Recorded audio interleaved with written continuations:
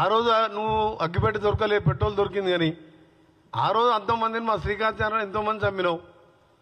ఇవాళ ప్రశ్నించినందుకు అవినీతి మీద ప్రశ్నిస్తే చంపేస్తావా? ఎంతమంది చంపుకుంటూ పోతారు మీరు? మీ గొర్రెల స్కామ్ కానీ అన్ని స్కామ్ అందరినీ చంపుతారా?